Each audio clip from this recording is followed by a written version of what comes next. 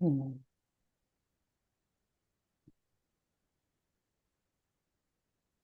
Make sure we're recording as well. Start the webinar.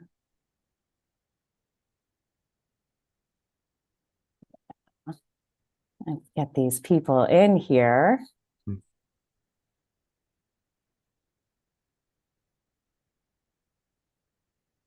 All right.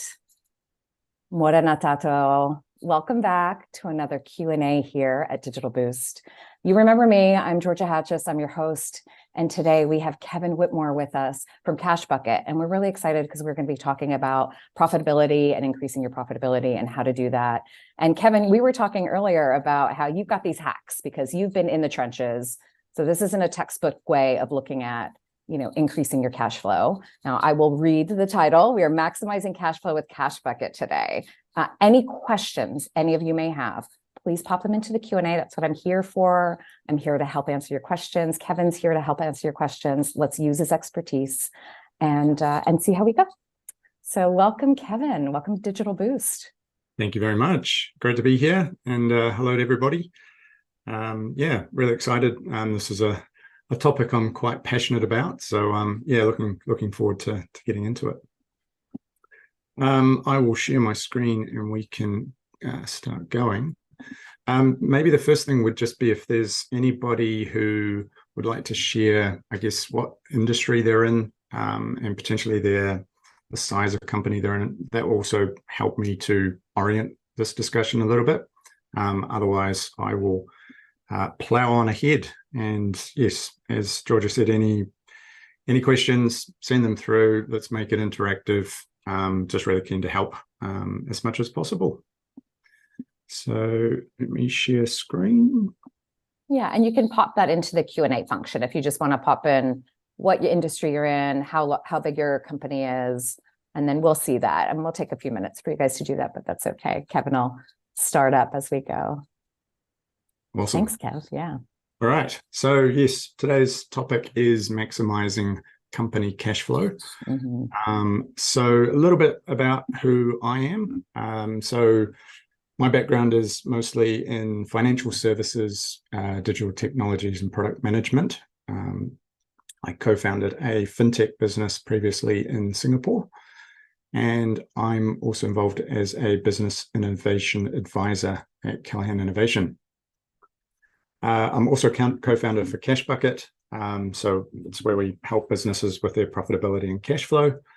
And I've worked with more than 100 businesses over the last few years and just really seen how cash flow management is ubiquitous. It's a challenge for a lot of businesses.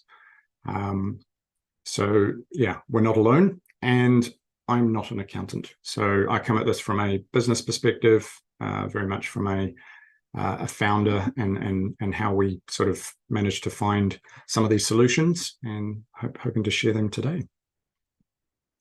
And I think that's a really important point. Kevin is not an accountant, so we're not going to be going through your accounts bit by bit. And we have other videos for that on our platform, so go for those.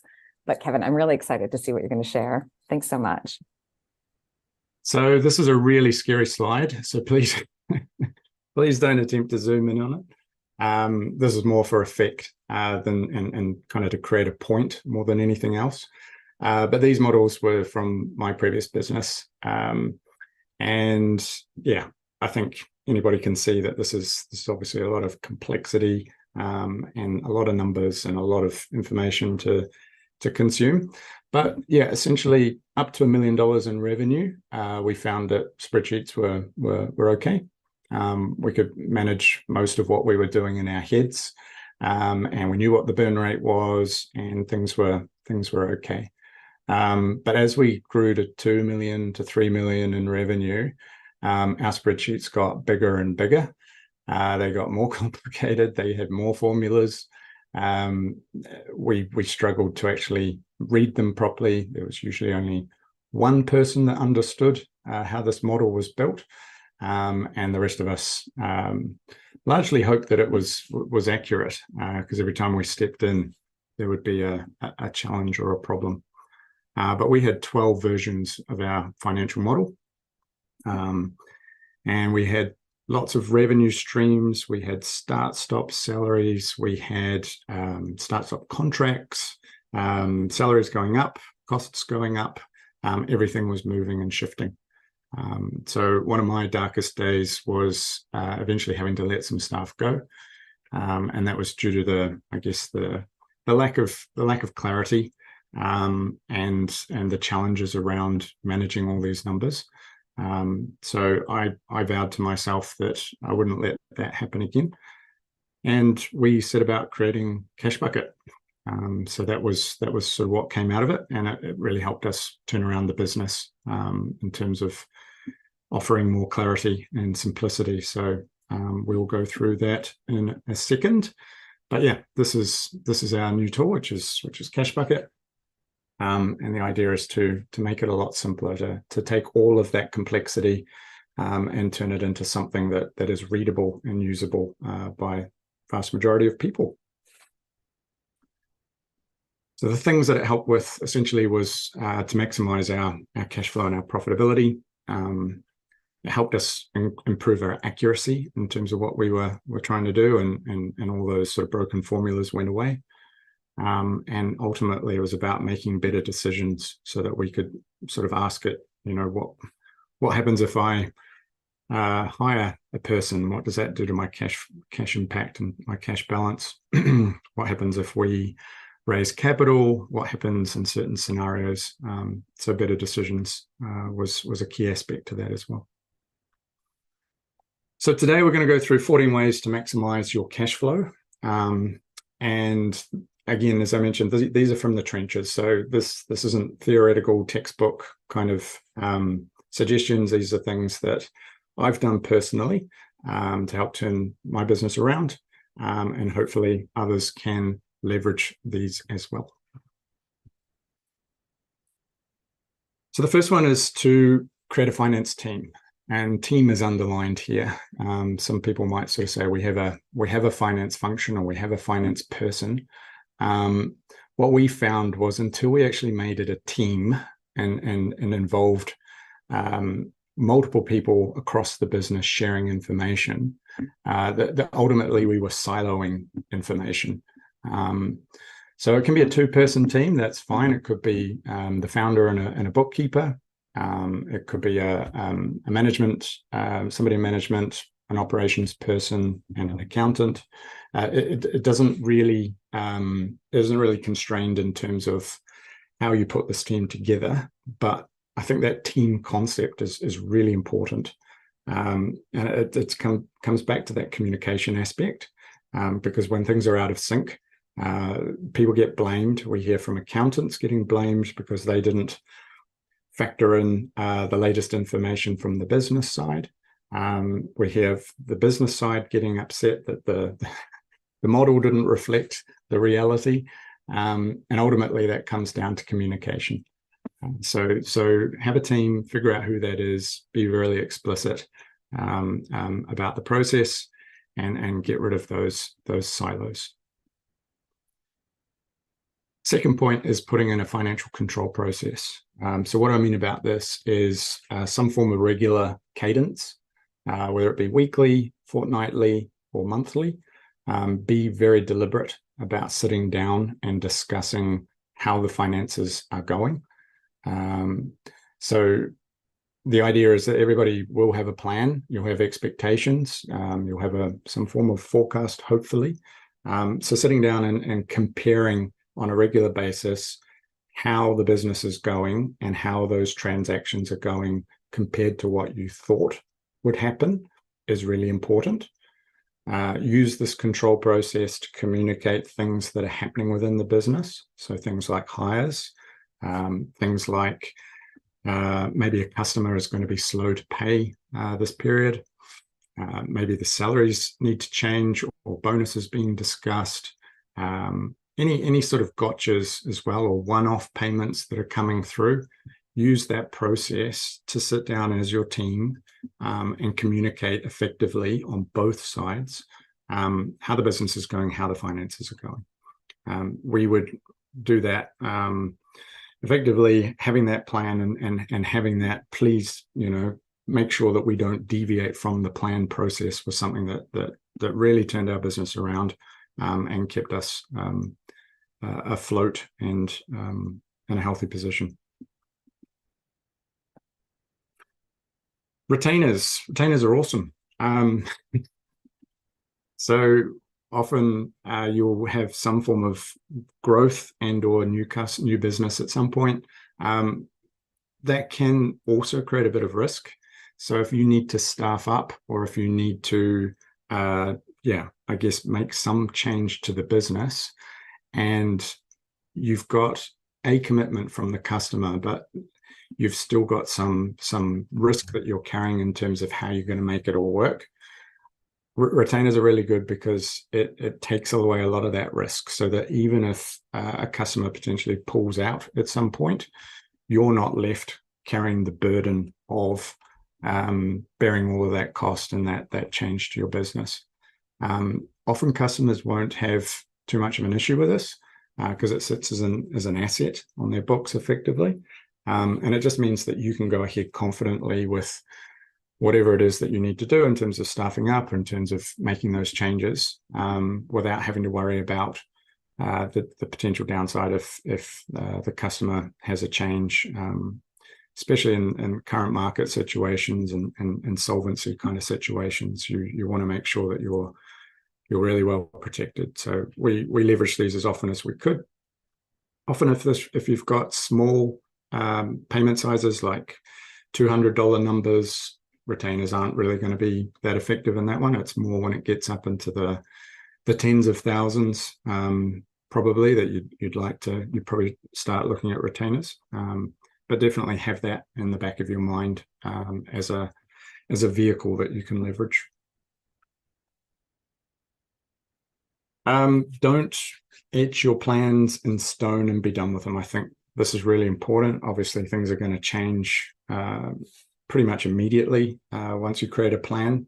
So you want to have a process where you can flex and adapt to things as you go. So being able to reforecast regularly and having a process to do that simply is really, really helpful. It just means that you don't have this static model that is unshiftable. You have an up-to-date, immediate understanding of how any changes impact your business. So again, make this part of your financial control process. And generally, we suggest sort of 12 months in terms of having a forecast, but definitely 6 months. So definitely having the next 6 months kind of plotted out is really useful, and that allows you to adapt. Something in the immediate term might not look as scary, but it could have a bigger impact further down the line. So just being able to automate that and reforecast is really, really helpful. So you suggest every 6 to 12 months for reforecasting, or quarter, or would you do it quarterly? I'd reforecast really frequently. So every time you have your financial control process. So if you have your team sits down once a week, once a fortnight, once a month, whatever cadence you're running, I'd reforecast then. Okay. But in terms of the forecast you're looking out towards, I would have at least 6 months forecast into the future. Got it. If that makes sense. For some businesses, obviously, you might not have contracts per se. It could be more variable business that's coming in every day. Sort of thinking plumbing companies and things like that. It's still useful to have some form of plan, even if it's something that's variable in terms of the way that revenue is generated, just so that you can compare something against what's actually happening, and be able to adjust your resources accordingly.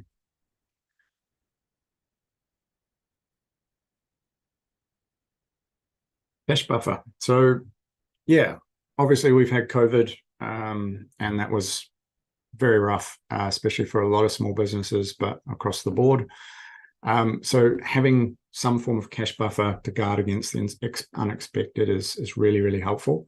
And that includes, we recommend trying to get to a point where you've got at least 2 months worth of runway. And I know that's hard for some businesses because margins are very, very slim. So if it is too hard, then creating a plan to build up to that over a period of time where you start saving towards a cash buffer can be really helpful. And obviously that means you're guarding against solvency questioning, and you've got a position where you can, once you've built it up, you can protect it as much as possible. It just gives you that ability to to take a little bit more of time in terms of making decisions as you go. And so we've built buffers into all of our modeling so that people can see it's not, you're not aiming for the zero as the cutoff point. Obviously that's too stressful. It's having something buffering your cash position so that you've got enough time to execute on it.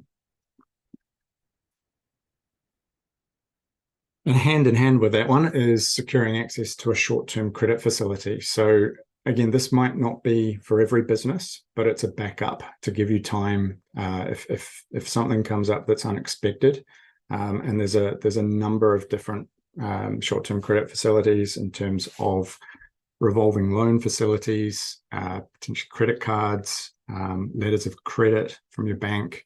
And sometimes it's best to have these discussions with your bank or whoever prior to needing it. So you've got something sitting in the background, and you're able to leverage it if you really do need access to it. So it's a way to sleep better at night, because you've got something that you can draw down for a temporary time, and along with your cash buffer can act as a way to keep your cash flow, but also your business in a good position.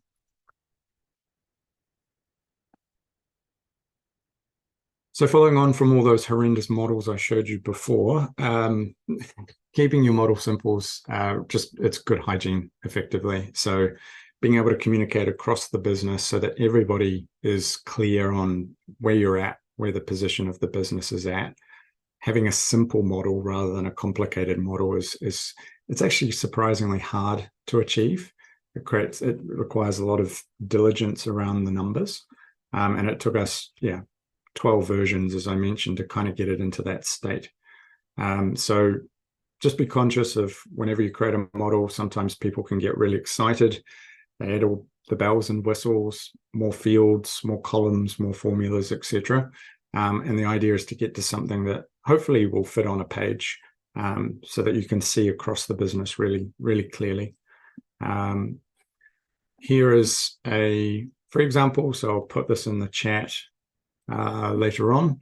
But here's the link to a free model here. You can also use your phone to scan that QR code down the bottom, and that will just take you to iteration 12 of our model.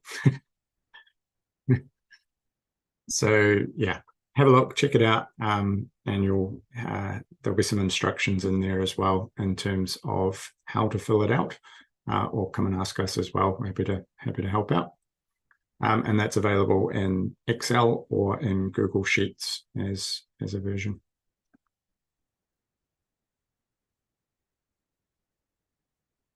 Okay, next one is know exactly what your bank balance will be on any given date. So especially if cash flow is tight, we talked about that, having that financial control process and meeting regularly. Just making sure that any deviations from what you expect are clearly understood. If payments are late to come in, making sure that we're chasing those. But having this clarity and this detail, when you have a financial model that summarizes everything monthly, it can be quite disconcerting when those numbers don't match your expectations. You tend to have to unravel all of that monthly summary aggregation to kind of figure out really what's the difference. So having that clarity and that transaction level information will give you the answer to what you need a lot faster. But yeah, again, if this is hard, come and have a chat. Happy to help out. This one can be a little bit contentious, but we personally found that this was really important. It can be really tempting to count unsigned contracts in your pipeline as future revenue. So as it progresses, I know some people will say it's 20% completed or 90% completed. We had a couple of examples where I think it was 95%, and they didn't sign. So we had calculated that 95% of that new business was coming in the door, and it didn't. And that had a huge impact on, obviously, our future and staffing levels and all those sorts of things. So my personal preference is not to count unsigned contracts. I know there are some businesses that need to understand the resourcing aspect of how things need to be taken care of once the business does come in the door. But that's a different prospect to your financial status as a business. So for me, it's, don't count unsigned contracts as sort of again, a hygiene factor in terms of making sure you're protecting your position. It's that future tripping, right? Where you're like, I know where I'm spending this money. And then all of a sudden it doesn't come in. Yeah, 100%. 100%. So this, make sure you know the time of incoming, outgoing payments. This is not sort of a general number, like, so you know that something's coming in on the 12th, for example. This is knowing explicitly down to the detail the sequence of events. So when it comes to paying payroll, for example, you know the timing of what it is that you need to pay as a priority, and you can make sure that payroll is ahead of those things or timed appropriately. There's often a number of scenarios where you will, run up to the point where you might have paid a supplier, and then it's harder to pay payroll and other prioritized items. So having a sense of which ones to time at which points is really important. Often this goes to the accountant as a problem, but it becomes a problem for the entire business if obviously you're caught short of cash. And this is different to a business being profitable. You can literally be a really profitable business and just get caught out in terms of timing. We've seen that with a few businesses where their solvency has come into question.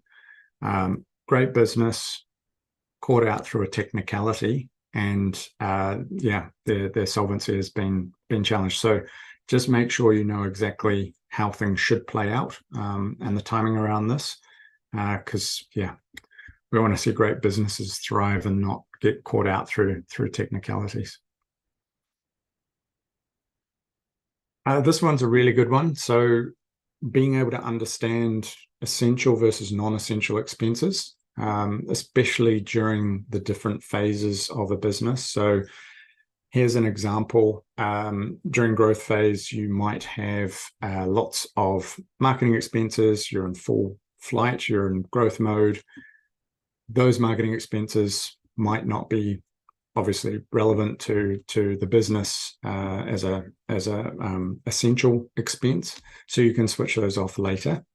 Having an understanding of which ones that you're paying and whether they're sort of essential versus non-essential means that when cash flow becomes tight, you can switch off the non-essential ones. So you've got a plan that you can act on pretty quickly. It's not a matter of scrambling and just reacting to things if cash gets tighter.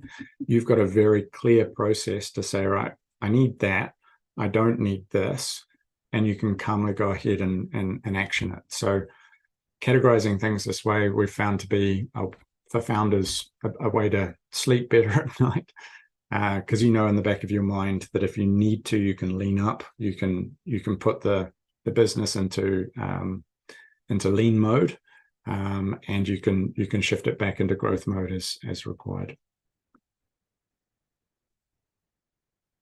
So a couple of things here. In terms of, when we talked about the timing before, in terms of incentivizing customers to pay sooner, there's a couple of options here.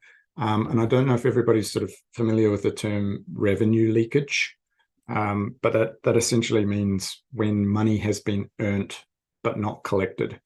So encouraging that collection process and for customers to pay faster you've got a couple of options, and one is offering an early payment discount, which obviously, that's, you're offering a discount, but you're incentivizing the fact that you will have that cash flow happening sooner, faster, more smoothly. So it's a trade-off in terms of how you want to do that. Obviously, one option is also to raise prices and discount down to your original price, so that people that are paying on a regular basis are actually not, they don't change in terms of the price that they pay, but the people that are slower will have to pay some form of extra to do that. That's smart, because then they don't feel like they're being penalized. You're not actually adding a late fee to it. So it's sort of like, no, this is my rate, but if you pay early, this is the rate. So that's interesting. Yeah. Yeah. And so there's some statistics from EY around, I think it's 42% of companies lose between 1% and 5% of their revenue just through this process alone. So poor follow-up processes and contract management, there is slippage in there effectively. So in terms of tightening that up, potentially there's room for early payment discounts. And then the second one is auto billing as well.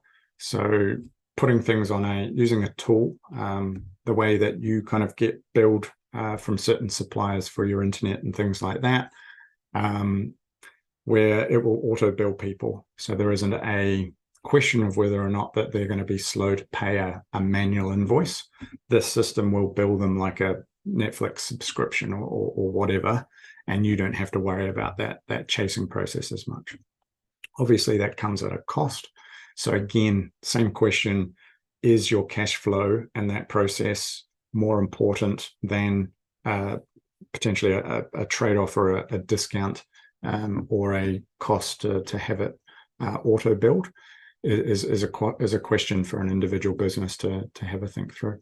Yeah, but it's also, we're talking about our time. So if it also is saving you time from chasing people down, that comes at a price as well. Your time has a price. 100%. So yeah, that's something to consider as well. And your stress levels. So yeah, there's a tool here, Go Cardless, which is one option, but there's lots of tools out there as well potentially that can be used. In Singapore, we actually had an option for a bank to pre-purchase contracts off us. So what they did was they charged a fair amount of money for that, but it meant that they would actually pay us out on the contract and take over responsibility for collecting the money. Again, it's a trade-off in terms of how much you're willing to spend on that. But if smooth cash flow is a challenge, and you might have specific customers that are time consuming, that could be an option as well to explore in terms of putting it to a bank or a collector that's willing to pay out on the contract alone.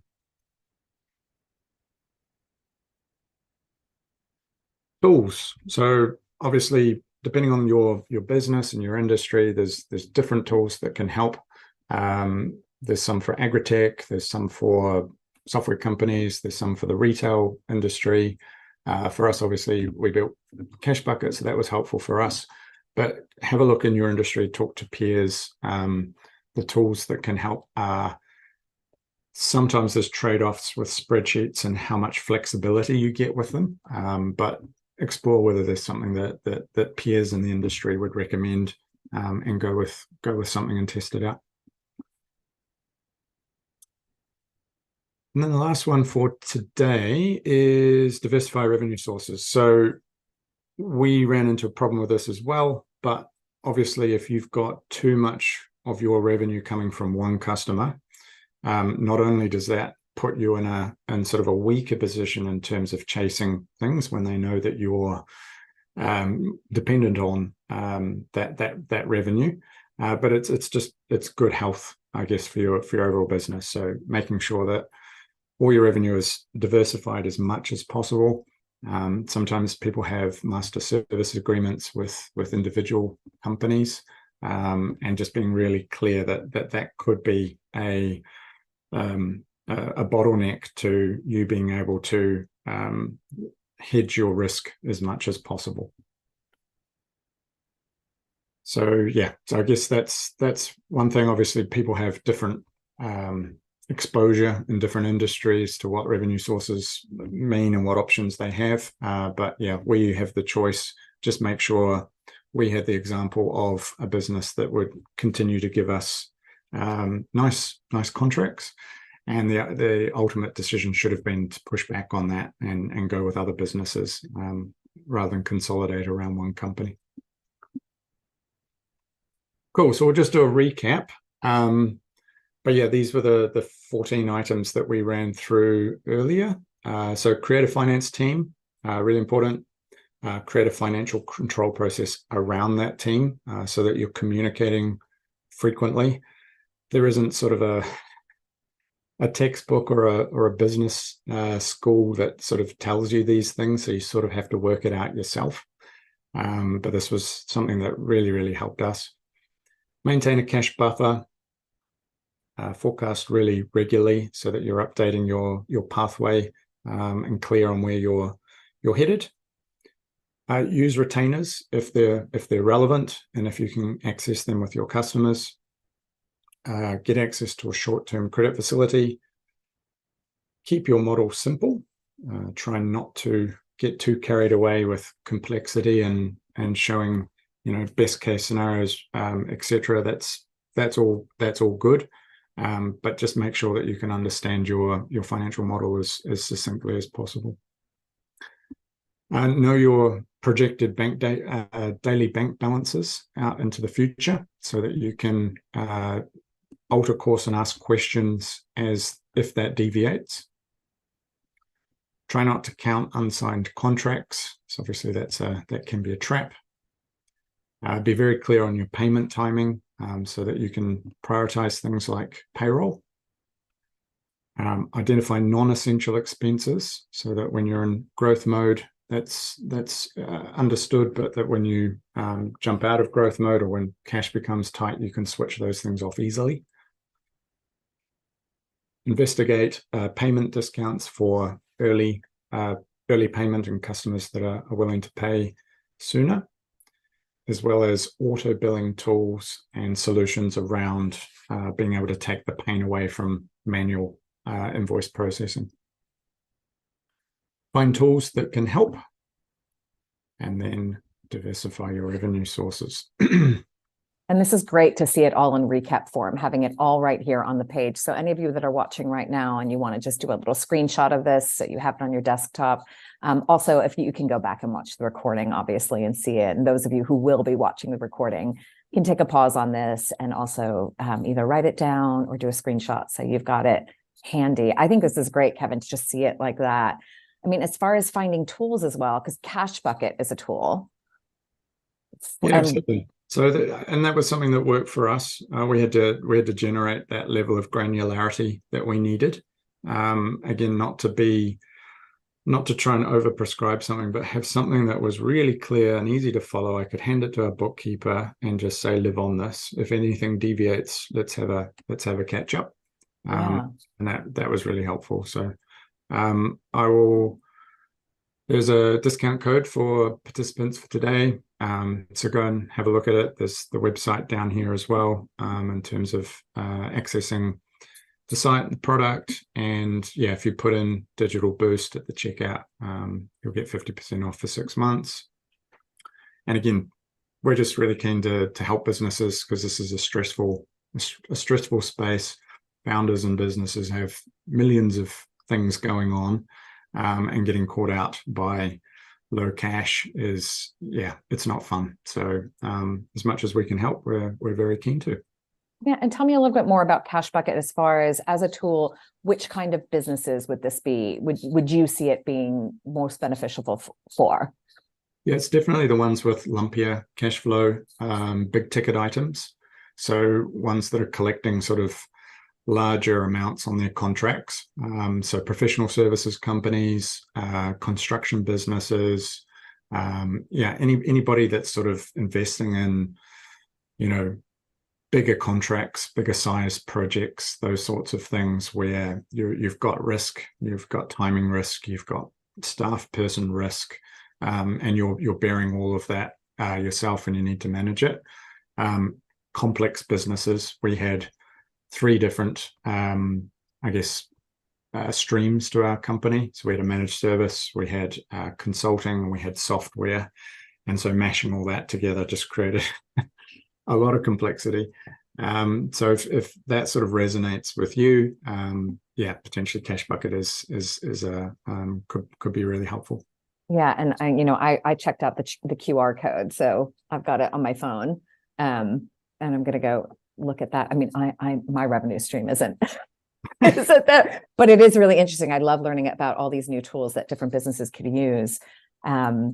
Yeah, Kevin is coming back as well. For those of you listening, on the 16th of November, we're going to dive deeper into you final thoughts. And I'm sitting here like chatting away, but I just want everyone to know and catch you while I've got you here. 16th of November, we're doing a workshop with Kevin, and we're going to really, really get into the nitty gritty of CashBucket and how you can forecast your cash flow.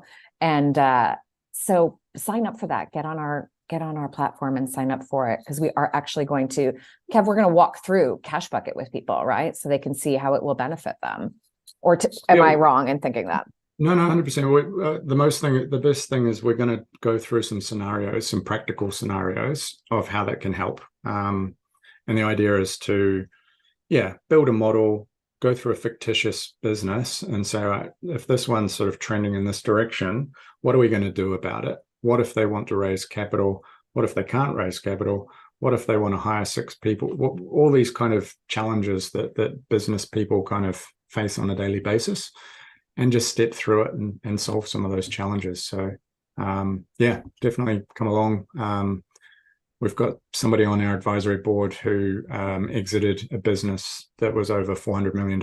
And even at that stage, they pretty much just had a very small finance team. So we're seeing that this challenge is across the board, no matter what size you are. And it's very much just about helping and clarifying, creating that clarity so that businesses can move ahead. Fantastic. So any questions? I know that this has been it's been a very well thought out and well planned, I want to say performance, Kevin. I don't know why performance comes into my head. It's a presentation. But yeah, any questions anyone has, pop them in now while we've got Kevin here. And anything else you wanted to say, Kev? Yeah, I think the main thing is you don't have to be an accountant to understand your business's finances. Like I think a lot of people kind of push the P&L statement, your bank, your cash flow statements, all the reports that kind of come out and are expected to kind of navigate that way. And I just found that was a really hard way to run a business, just because those reports are static and you're operational. So you need a way and a plan to kind of run it the way you run your business. So that's, I think, really important. And there's ways that people can get help with that. So that's probably my parting comment.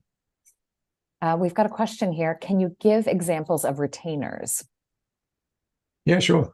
So one of the ones we had, I think this is when we were initially setting up our managed service. So we had to hire a bunch of new staff. So a managed service for, in this case, it was for working with a bank, and we were providing a reconciliation process. So they had a lot of expenses on their side, and we would take those expenses and make sure that it was all occurring according to plan. But there was a lot of risk in kind of creating that. So we had to staff up, we had to build tools, we had to get some office space for those people. There were a lot of costs involved. So we went back and said, look, this is all good, but we would appreciate having a retainer in place. And we created a contract around that. And the contract specified that if the customer pulled out at some point, that they would forfeit that retainer because we were taking on risk.